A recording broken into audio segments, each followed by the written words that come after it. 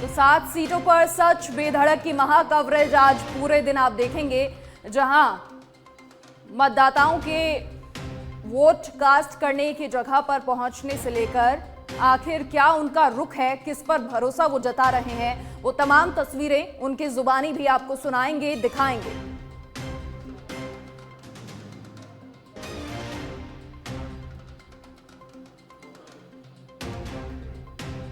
तो लगातार आपको स्क्रीन पर भी फिलहाल हम दिखा रहे हैं। सलूंबर से शांता देवी मीना बीजेपी से, रेशमा मीना कांग्रेस से आमने सामने हैं, तो प्रतिष्ठा निश्चित तौर पर दांव पर लगी हुई है। इसके अलावा 84 की भी बात करेंगे, दौसा से जगमोहन मीणा बीजेपी और डीसी बैरवा कांग्रेस, तो दोनों ही प्रत्याशी वो उतरे हैं और गानों के जरिए महिलाओं के बीच पहुंचकर वोट मांगते हुए नजर आए हैं। झुंझुनू कांग्रेस कहीं ना कहीं प्रतिष्ठित सीट रही है, तो वहां से देखते हैं आखिर जनता का रुख क्या होता है। इसके अलावा देवली उनियारा राजेंद्र गुर्जर बीजेपी से और केसी मीना कांग्रेस से आमने सामने है, और ये देखना होगा कि जनता आखिर किस पर अपना भरोसा जताती है। रामगढ़ से आरिन जुबेर खान कांग्रेस और सुखवंत सिंह बीजेपी से आमने सामने हैं, तो नेता प्रतिपक्ष टीकाराम जूली ने जिस तरीके से चुनाव प्रचार में डांस के माध्यम से, गानों के माध्यम से प्रचार किया है, आखिर क्या कुछ उनके प्रचार का नतीजा होता है, ये देखने वाली बात होगी। इसके अलावा सलूंबर शांता देवी मीना बीजेपी और रेशमा मीना कांग्रेस से आमने सामने हैं, तो आखिर निर्दलीय बाजी मारते हैं या फिर जो पैठ जिनकी राजनीति में मानी जाती है उनका चेहरा सामने आता है, ये देखने वाली बात होगी। दौसा में लगातार चुनाव प्रचार के लिए मुख्यमंत्री भजनलाल शर्मा भी पहुंचे और ताबड़तोड़ प्रचार किए, और जिस तरीके से मंत्री किरोड़ी लाल मीणा ने कहा कि सीएम भजनलाल शर्मा की प्रतिष्ठा भी निश्चित तौर पर जुड़ी है इस सीट से, तो आखिर देखने वाली बात होगी कि जो चुनाव प्रचार ताबड़तोड़ तरीके से हुए हैं, जनता भरोसा जताती है या फिर नहीं। झुंझुनू राजेंद्र बाबू बीजेपी से और अमित ओला कांग्रेस से आमने सामने। इसके अलावा राजेंद्र गुढ़ा जो अपनी बयानबाजी को लेकर झुंझुनू में शेखावाटी में काफी उनका नाम प्रचलित है, अब देखने वाली बात होगी। कई बार बयान ऐसे भी आए हैं जिनसे जनता में रोष हुआ है, और लगातार तस्वीरें भी आपको दिखाएंगे। कड़ी टक्कर 5 सीटों पर होने वाली है और 7 विधानसभा सीटों पर होने वाले उपचुनाव कहीं ना कहीं सियासत की दिशा तय करेंगे। मुख्यमंत्री भजनलाल शर्मा ने कार्यकाल में जो विकास कार्य अब तक किए हैं और जिस तरीके से प्रदेश को आगे बढ़ाने को लेकर मुख्यमंत्री भजनलाल शर्मा नजर आए हैं, उसे लेकर मुख्यमंत्री भजनलाल शर्मा की प्रतिष्ठा भी दांव पर है। तो ये लगातार आपको ग्राफिक्स के जरिए हम दिखा भी रहे हैं कि किन किन सीटों पर कड़े मुकाबले हैं, कौन कौन चुनावी मैदान में है प्रत्याशी, क्योंकि जनता के लिए ये जानना भी जरूरी है। अपनी स्क्रीन पर आप लगातार देख रहे हैं, 84 से आपको बता रहे हैं। इसके अलावा झुंझुनू सीट पर अमित ओला, तो परिवार से कहीं ना कहीं साख जुड़ी है, परिवार राजनीति में बड़ी पैठ रखता है, और ऐसे में देखा जाएगा जनता आखिर किस पर भरोसा जताती है, क्योंकि कहीं ना कहीं दिग्गजों की अब साख दांव पर लगी है। चुनाव प्रचार लगातार ताबड़तोड़ हुए हैं, तमाम बयानबाजी हुई है, लेकिन उस बीच आखिर जनता का क्या रुख होता है ये तो नतीजे 23 नवंबर को बताएंगे। लेकिन आज महा कवरेज 7 सीटों पर दिग्गजों का चुनावी दंगल और किसका होगा मंगल, यही आज देखने वाली बात है। इसी बीच राजस्थान उपचुनाव से जुड़ी बड़ी खबर भी आपको बता दें। प्रदेश की 7 विधानसभा सीटों पर आज मतदान है। सुबह 7 बजे का वक्त है, शाम 6 बजे तक वोटिंग होगी, और ऐसे में लगातार अपने मताधिकार का प्रयोग करने के लिए लोग पहुंचेंगे। उपचुनाव की महा कवरेज लगातार आपको सच बेधड़क पर देखने को मिलेगी। 5 विधानसभा सीटों पर त्रिकोणीय मुकाबला है, वहीं 2 सीटों पर कांग्रेस बीजेपी में कड़ी टक्कर।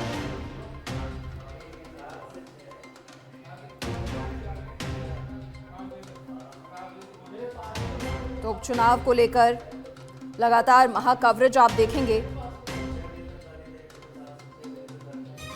प्रदेश की 7 सीटों पर आज वोटिंग होने जा रही है, जिनमें सलूंबर, 84, खीमसर, झुंझुनू, रामगढ़, दौसा और देवली उनियारा सीटों पर 7 बजे का समय है जब से वोटिंग शुरू हो जाएगी। शाम 6 बजे तक वोटिंग चलने वाली है और उपचुनाव के नतीजे 23 नवंबर को सामने आएंगे।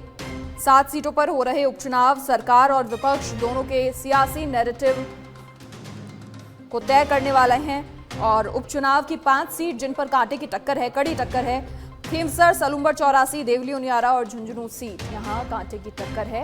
अब देखने वाली बात होगी जनता आखिर किस पर भरोसा जताती है और कौन जीत दर्ज करता है। तस्वीरें लगातार आपको दिखाएंगे मतदाताओं का क्या रुख है, क्या मतदाता चाहते हैं, वो भी सुनाएंगे, क्योंकि चुनाव प्रचार में कड़ी मेहनत लगी है। तमाम दिग्गजों ने इन विधानसभा उपचुनाव वाले क्षेत्रों में पहुंचकर बहुत मेहनत की है और उनकी मेहनत क्या रंग लाती है, देखने वाली बात होगी। जनता आखिर किस पर अपना भरोसा जताती है। तो जिन 7 सीटों पर उपचुनाव हो रहे हैं उनमें 2023 के विधानसभा चुनाव में बीजेपी के पास केवल सलुम्बर सीट थी, बाकी 6 सीटों पर अन्य पार्टियों के उम्मीदवारों ने जीत दर्ज की थी। और इस उपचुनाव में बीजेपी 1 से ज्यादा सीट जीतती है तो भी फायदा ही होगा, लेकिन सरकार के काम पर जनता की मुहर के तौर पर यह जरूर पेश होगी, क्योंकि जो विकास कार्य लगातार हो रहे हैं, जिनका इंतजार जनता को बड़े लंबे वक्त से था, अब क्या जनता उससे खुश नजर आ रही है या फिर नहीं, ये इस उपचुनाव के नतीजे जरूर बता देंगे।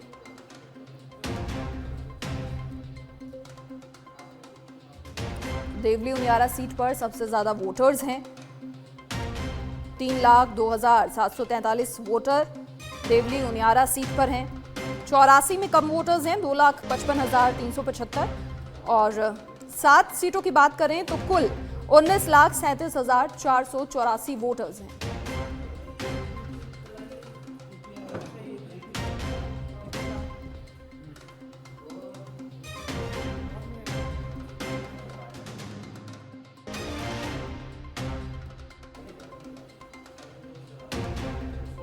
तो उपचुनाव का रण और सुबह 7 बजे से वोटिंग की प्रक्रिया शुरू, शाम 6 बजे तक मतदान होगा।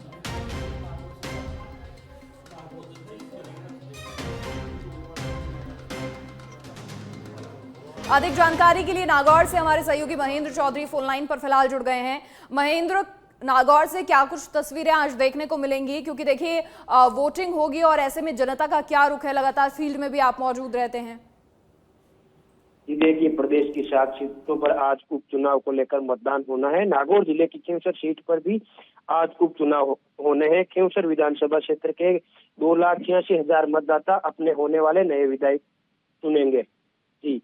और मतदान शांतिपूर्वक संपन्न करवाने के लिए प्रशासन की तरफ से भी सभी तैयारियां पूरी कर ली गई है। 1,000 वोटर कार्मिकों को खींवसर में उपचुनाव के लिए लगाया गया है और उपचुनाव में 268 मतदान केंद्रों पर मतदान होगा जी।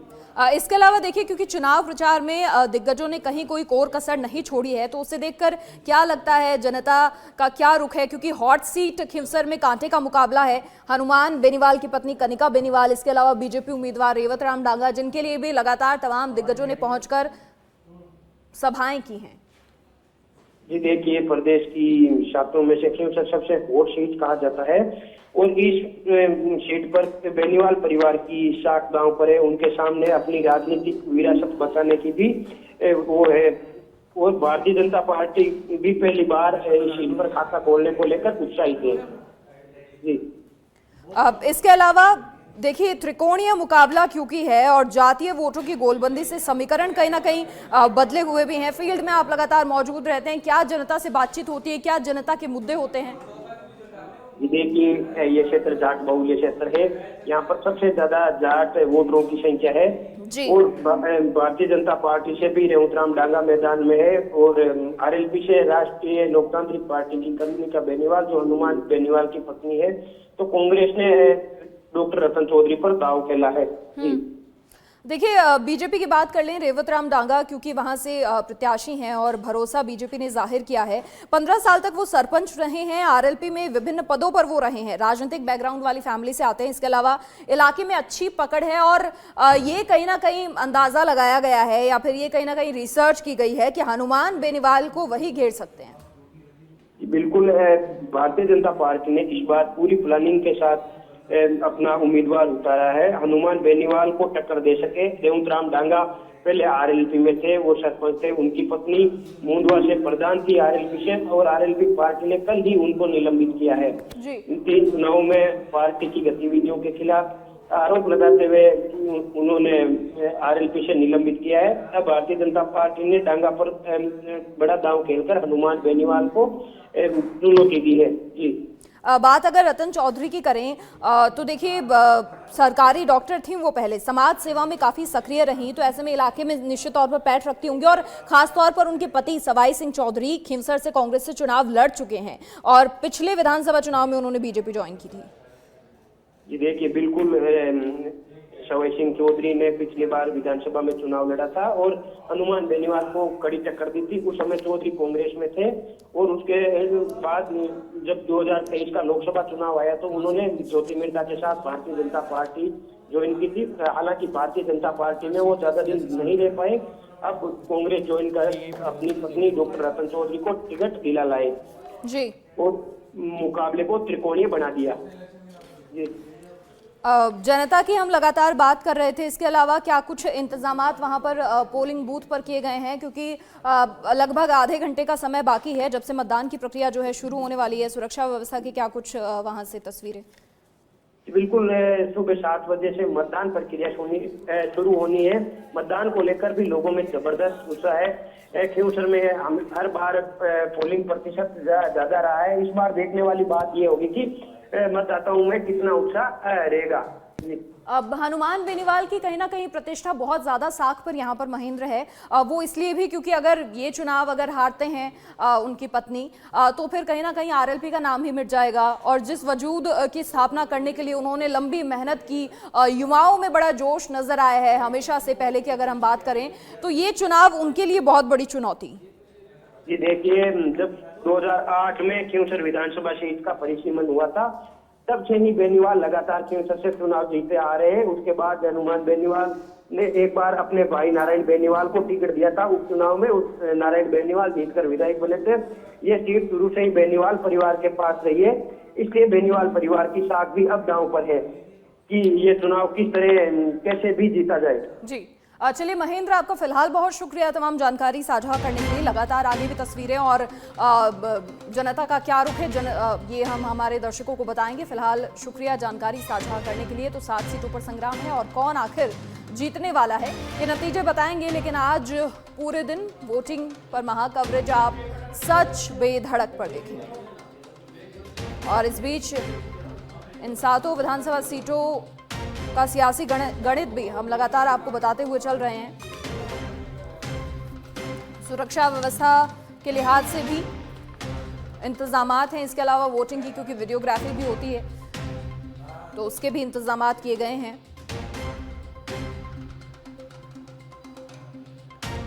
तो दौसा विधानसभा उपचुनाव को लेकर बड़ी खबर। 240 बूथों पर मॉक पोल, 161 मतदान बूथों पर वेब कास्टिंग होगी। ये बड़ी खबर इस वक्त की। 15 मतदान बूथों पर भी वीडियोग्राफी होगी। अधिक जानकारी के लिए हमारे सहयोगी विष्णु आशीर्वाद फोनलाइन पर फिलहाल जुड़ गए हैं। विष्णु, क्या कुछ जानकारी? आज देखिए वोटिंग का दिन है, लगातार जिसका इंतजार हो रहा था। विधानसभा उपचुनाव का आज मतदान का दिन है। दौसा विधानसभा में 240 मतदान बूथ बनाए गए हैं जिन पर कड़ी सुरक्षा व्यवस्था है और 7 बजे से लेकर शाम के 6 बजे तक मतदान होना है। दौसा विधानसभा में करीब 2,46,000 मतदाता हैं, जिनमें पुरुष मतदाताओं की संख्या 1,29,434 है तो महिला मतदाताओं की संख्या 1,16,589 है। थर्ड जेंडर मतदाताओं की संख्या जो 0 है। और ग्रामीण मतदान केंद्रों पर जो 175 मतदान केंद्र बनाए गए हैं तो वहीं शहरी क्षेत्र में 65 मतदान केंद्र बनाए गए हैं और 5 सहायक मतदान केंद्र बनाए गए हैं। विधानसभा उपचुनाव में महिला कार्मिकों और युवा कार्मिकों के द्वारा 8 मतदान केंद्र बनाए गए हैं और दिव्यांग कार्मिकों के द्वारा 1 मतदान केंद्र बनाया गया है। वहीं पूरे 12 मॉडल मतदान केंद्र बनाए गए हैं। और अब आपको मॉक पोल शुरू हो गया है, करीब अंतिम चरण में है। उसके बाद में 7 बजे से लेकर मतदान शुरू हो जाएगा। जी, इसके अलावा देखिए वीडियोग्राफी भी होगी, वेबकास्टिंग भी होगी। और जिस तरीके से अगर बात करें उपचुनाव के प्रचार को लेकर तो दौसा में काफी धुआंधार प्रचार हुआ है। हाँ, देखो दोनों ही कांग्रेस और बीजेपी सीधी आमने सामने सीधी टक्कर है और दोनों ही पार्टियों के द्वारा जबरदस्त प्रचार किया गया है। भाजपा के द्वारा बड़े बड़े नेताओं को बुलाया गया है। सीएम भजन लाल शर्मा ने भी 2 बार यहाँ दौसा आए हैं तो कहीं ना कहीं देखो पूरी मिनिस्ट्री लगी हुई है उनके प्रचार में। और होना भी है, सरकार भी है, और वह भाजपा यहाँ पहले से जीत नहीं पाई है, 2 चुनाव लगातार हारी है, तो इसलिए भाजपा के लिए भी प्रतिष्ठा का सवाल है। और वहीं कांग्रेस ये लगातार 2 चुनाव जीत आई है, तो इसलिए वो भी अपनी प्रतिष्ठा जो कायम रखना चाहती है, इसको लेकर कांटे के चक्कर माने जा रही है। और दोनों ही पार्टियों ने पूरी ताकत झोंकी है चुनाव प्रचार में, और कोई भी इस सीट को खोना नहीं चाहता। पूरे प्रदेश की दौसा विधानसभा पर निगाह भी है, क्योंकि हॉट सीट है। यहाँ पर त्योड़ीलाल मीणा के भाई जगमोहन मीणा लड़ रहे हैं, तो कांग्रेस से सचिन पायलट के कासम खास और दौसा सांसद मुरारीलाल मीणा के जो विश्वास पात्र हैं, जो डीसी बेरवा हैं, जो पहले पूर्व प्रधान रह चुके हैं, उनके पिताजी प्रधान रह चुके हैं, और उनकी जो पत्नी जो दौसा विधानसभा क्षेत्र में लवान क्षेत्र है, पंचायत समिति वहां की प्रधान है। तो ऐसे में दोनों ही पार्टियों ने अपनी ताकत पूरी लगा दी है। अब ये तो मतदान आज इनके जो भाग्य का फैसला जो ईवीएम में आज बंद हो जाएगा, उसके बाद में जो 23 नवंबर को जो मतदान के बाद में काउंटिंग चालू होगी, मतगणना, उसमें खुलासा हो सकेगा कि आखिर मतदाता किस पे विश्वास जताया है। जी, इसके अलावा देखिए विष्णु, जो सियासी समीकरण हैं उनकी भी बात करेंगे, लेकिन जनता में क्या लहर आखिर नजर आ रही है? चुनाव प्रचार धुआंधार हुए हैं, किसी ने कोई कोर कसर नहीं छोड़ी है। दोनों ही पार्टियां का सबसे जो ज्यादा फोकस है वो जनरल मतदाता और ओबीसी मतदाताओं पर है, क्योंकि जो जगमोहन मीणा है वो एसटी मतदाता है, तो वो पूरे युग माना जा रहा है कि पूरे एसटी मतदाता लामबंद हो सकते हैं। तो वहीं कांग्रेस के प्रत्याशी जो एसटी समुदाय से आते हैं, तो वो वर्ग से आते हैं, तो वो भी इस तरह से लामबंद है। तो लोगों का ये मानना है, और प्रत्याशियों का भी ये भी है कि कहीं ना कहीं जो जनरल मतदाता है और जो ओबीसी के मतदाता है वही निर्णायक मतदाता है। तो वही तो जो जनरल मतदाता है बिल्कुल साइलेंट है, वो खुलकर सामने नहीं आ पा रहे हैं। अब उनका वो देखना ये है कि किस तरफ जाते हैं, जिस तरफ उनका झुकाव होगा, जिस तरफ उनका मत जाएगा, तो वही पार्टी यहाँ से जो ही प्रत्याशी है वही जीतेगा। तो इस तरह से पूरा जो समीकरण है जाति समीकरण में बढ़ता जा रहा है, और इसी को लेकर अब जो अब सुबह से 7 बजे से मतदान चालू हो जाएगा। उसके बाद में ग्रामीण क्षेत्रों में तो आज जैसे शादियां भी कल थी, तो उसमें भी थोड़ा फर्क पड़ेगा। लोग जो दुल्हनों को विदा करेंगे उसके बाद में मतदान के लिए निकलेंगे। लेकिन प्रत्याशियों की सबकी बरकत कोशिश है कि वो सुबह से ही लाइन में लगा दे अपने मतदाताओं को, और अधिक से अधिक अपने जो पक्ष में मतदान कराने के लिए जी तोड़ कोशिश रहेगी। वहीं प्रशासन ने चाक चौबंद व्यवस्था कर दी गई है। नो कंपनी पैरामिलिट्री की है, और 3 आरएससी की कंपनियां हैं। उसके अलावा करीब 2000 के करीब जो पुलिस जवान है, होमगार्ड के जवान है। तो यूं मानो कि प्रशासन ने पूरी कमर कस ली है, और किसी भी और जिला निर्वाचन अधिकारी और एसपी ने भी साफ आम लोगों से अपील की है कि क्या आप है जो बिल्कुल निर्भीक होकर मतदान करें, शांतिपूर्ण मतदान होगा, इसलिए पूरी व्यवस्था की है। जी चलिए विष्णु, फिलहाल बहुत शुक्रिया आपका।